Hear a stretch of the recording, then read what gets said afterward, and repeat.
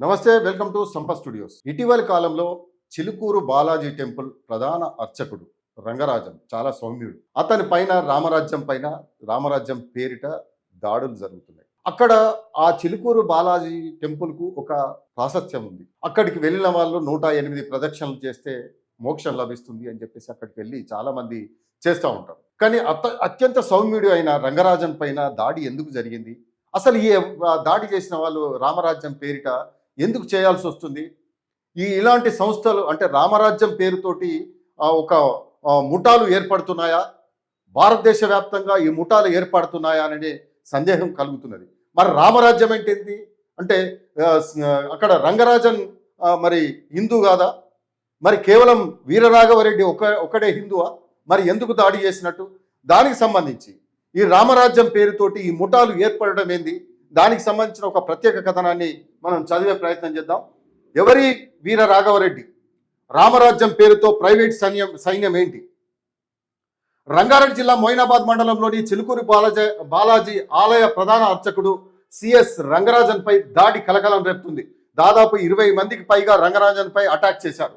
రంగరాజన్, అతని కొడుకు తీవ్ర గాయాలయ్యాయి. ఈ కేసులో ప్రధాన నిందితుడు వీర రాఘవరెడ్డిని పోలీసులు అరెస్ట్ చేశారు. మిగతా వాళ్ళ కోసం గాలిస్తున్నారు. అసలు రంగరాజన్ దాడి చేసిన వీర రాఘవరెడ్డి ఎవరు? అతను ఏం చేస్తాడు? ఎందుకు దాడి చేశాడో తెలుసుకుందాం. వీర రాఘవరెడ్డి ఎవరు?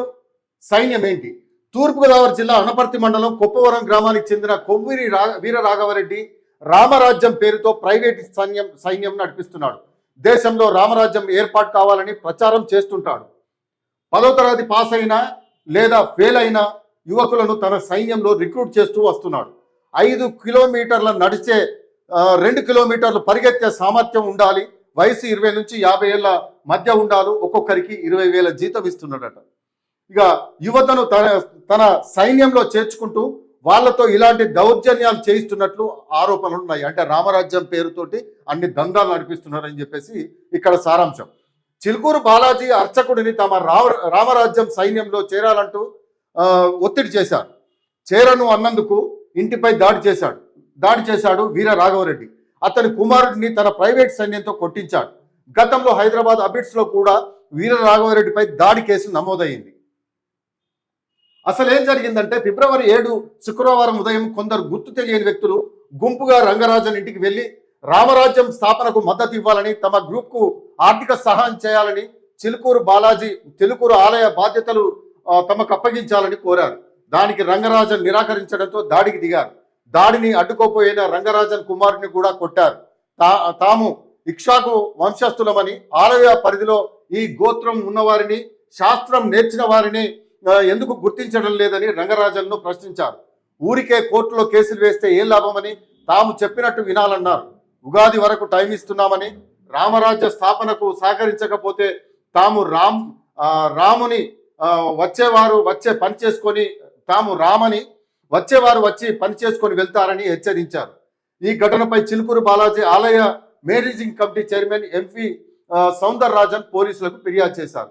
దాడికి పాల్పడిన వారితో పాటు సహకరించిన వాడిపై కూడా చర్యలు తీసుకోవాలని పోలీసులను కోరారు. ఆలయ ప్రధాన పూజారి రంగరాజన్ స్పందిస్తూ తనపై 20 మంది దాడి చేశారని పోలీసులకు కంప్లైంట్ చేశారని చెప్పారు. దీంతో ప్రధాన నిందితుడు వీర రాఘవరెడ్డిని మొయినాబాద్ పోలీసులు అరెస్టు చేశారు. మిగతా వారి కోసం గాలిస్తున్నారు. వీళ్ళందరూ తెలుగు రాష్ట్రాల్లోని వివిధ జిల్లాలకు చెందిన వారు అయ్యి ఉండొచ్చని తెలుస్తుంది. అంటే ఇట్లా ఒక తూర్పుగోదావరి జిల్లాకు సంబంధించిన క్యాండిడేట్ వచ్చి ఆ తెలంగాణలో సెటిల్మెంట్లు చేస్తూ, రామరాజ్యం పేరుతో సెటిల్మెంట్లు చేస్తూ ఒక సైన్యాన్ని నిర్మిస్తుంటే మరి ప్రభుత్వం ఏం చేస్తుంది?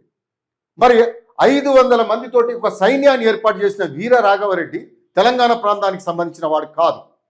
ఇక్కడికి వచ్చి దందాలు సెటిల్మెంట్లు చేస్తుంటే రామరాజ్యం పేరుతోటి, హిందూయిజం పేరుతోటి ఇలాంటి సంఘటనలు చేస్తుంటే హిందూ సంఘాలు ఎందుకు ఖండించట్లేదు? మరి ఒక ప్రధాన ఆలయ, ఒక చారిత్రాత్మకమైన ఒక చిలుకూరు బాలాజీ టెంపుల్ పైన దాడి చేశారంటే, అక్కడ ఆదాయాన్ని కొల్లగొట్టడం కోసం దాడి చేశారంటే, మరి రేపు జరగబోయే పరిణామాలకు ఎవరు బాధ్యులు అవుతారు? మరి ప్రభుత్వం ఇప్పటికైనా ఆ ముఠ ఏదైతే ఉందో ఆ ముఠాను పటాపంచలు చేస్తారా, లేకపోతే ఈ రామరాజ్యం పేరుతో కొనసాగించే ఇలాంటి ముఠాలను కొనసాగిస్తారా? మనం వేచి చూద్దాం.